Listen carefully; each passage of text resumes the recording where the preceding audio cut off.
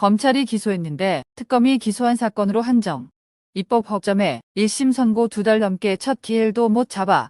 내란 사건의 신속한 재판을 위해 마련된 내란특검법의 선고기한 규정이 정작 본류에 해당하는 윤석열 전 대통령의 내란 우두머리 혐의 사건에는 적용되지 않는 것으로 8일 확인됐다.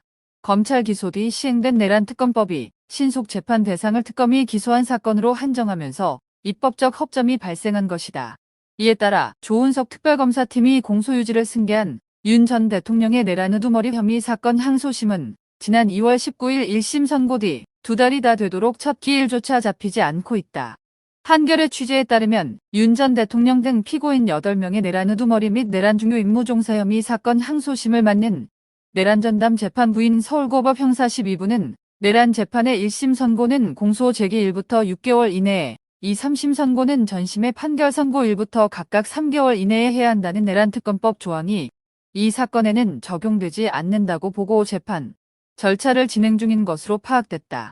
내란특검법 제11조일항은 특별검사가 공소 제기한 사건의 재판은 다른 재판에 우선하여 신속히 해야 한다며 선고기한을 이같이 규정했는데 윤 전 대통령 사건은 특별검사가 공소를 제기하지 않았기 때문에 신속 재판 대상에 해당하지 않는다는 것이다. 이 사건은 지난해 1월 26일 검찰 비상계엄 특별수사본부가 기소했고 내란특검법 시행 뒤 출범한 특검팀이 1심이 진행 중이던 지난해 6월 23일 검찰로부터 사건을 넘겨받아 공소유지를 이어가고 있다. 내란특검법은 내란 사건의 신속한 재판을 위해 선고기한뿐만 아니라 형사소송법에서 14에서 20일로 정한 각종 서류 제출 기한도 7일 이내로 단축했는데 윤 전 대통령의 내란 우두머리 혐의 사건은 특검팀이 기소한 사건이 아니라는 이유로 이 조항도 적용받지 않게 됐다. 실제 재판부는 윤 전 대통령의 내란 우두머리 혐의 사건 1심 재판 기록을 지난 3월 4일 접수한 뒤 이 사실을 특검팀과 피고인들에게 알리면서 항소이유서를 7일이 아닌 20일 안에 내라고 통보했다고 한다. 사건 기록 송부 및 항소이유서 제출 기한을 일반 형사사건과 동일하게 적용한 것이다.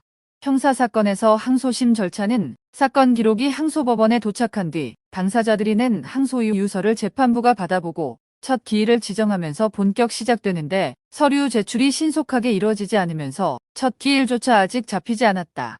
그러는 사이 특검팀이 기소한 다른 내란 사건은 내란특검법의 선고기한 규정이 적용돼 항소심 절차 진행이 마무리 국면에 접어들고 있다.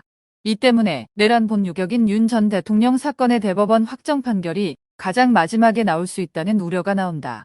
윤 전 대통령의 체포영장 집행방해 항소심 사건은 오는 4월 29일로 한덕수 전 국무총리의 내란 중요 임무 종사 항소심 사건은